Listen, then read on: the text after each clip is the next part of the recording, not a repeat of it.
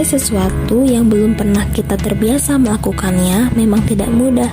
Tapi ketika kita melakukannya karena sosok yang dicintai, pasti kita akan berusaha untuk melakukannya, kan?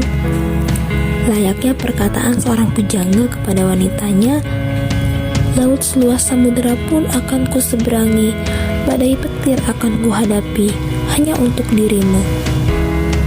Karena kecintaannya kepada wanitanya, ia rela melewati samudera, bahkan menghadapi badai dan petir.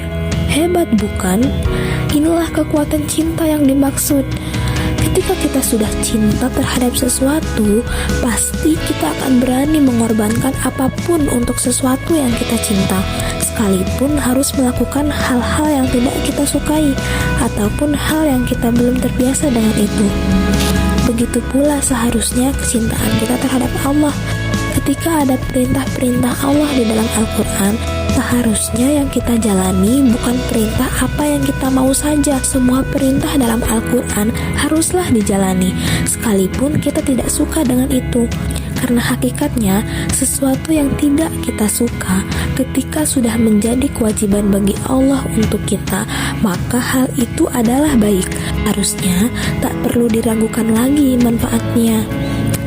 Jika dari bibir sudah terucap kata cinta untuk Allah, artinya diri ini harus siap mengorbankan sesuatu untuknya, terutama hal yang kita cinta selainnya.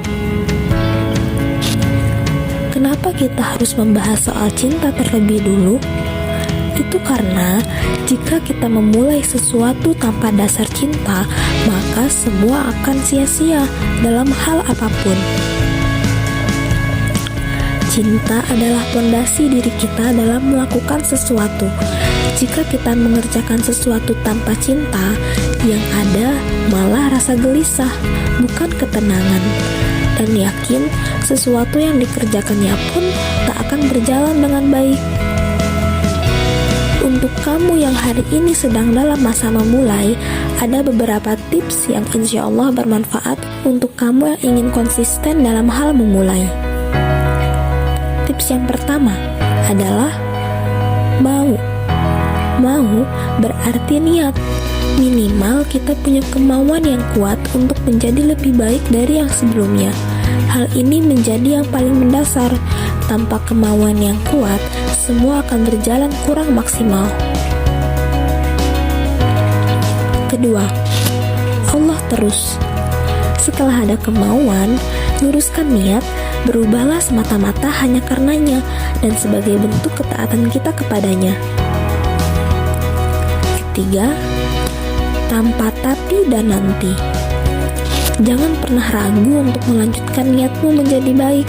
Hindari menunda-nunda. Segerakan apa yang harusnya disegerakan, yakni kebaikan tersebut.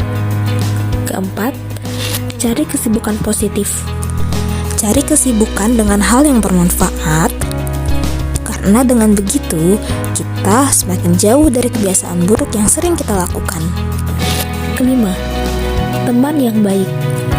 Hal ini menjadi sangat penting untuk diperhatikan. Hati-hati dalam memilih teman, karena teman menjadi salah satu pengaruh besar dalam berhijrah. Pilihlah teman yang solih atau solihah yang bisa membawamu ke jalan yang benar. Maksimal tidak mengajakmu dalam hal maksiat. Terakhir, berdoa. Minta Allah pertolongannya agar selalu dikonsistenkan merubah kebiasaan diri menjadi lebih baik. Karena berdoa adalah senjatanya orang beriman. Insya Allah, ketika yang 6 ini sudah konsisten dijalani, pasti akan ada perubahan dalam diri kita. Percaya deh. Yuk, tunggu apa lagi?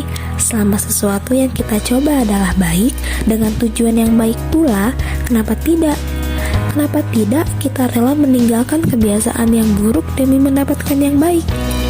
Tidak peduli bagaimana diri kita saat ini, yang terpenting adalah akan menjadi apa diri ini di masa depan. Akan terus seperti ini atau bahkan lebih buruk. Na'udzubillah. Itulah pentingnya kita bersiap untuk memulai semuanya, semua yang baik yang bisa menyelamatkan diri kita di hadapannya. Meninggalkan kebiasaan buruk yang sudah lama tertanam dalam diri memang sulit. Tapi ketika suatu saat kita sudah bisa terbiasa dengan perubahan yang baik, adakah ketenangan yang lebih indah daripada itu? Jangan pernah berhenti memulai. Teruslah melangkah meskipun berat, karena sejatinya Tuhan mencintai langkah-langkah kita, kesungguhan kita untuk mencapai hal yang kita inginkan. Bukan soal seberapa sering kita gagal, tapi seberapa sering kita mencoba.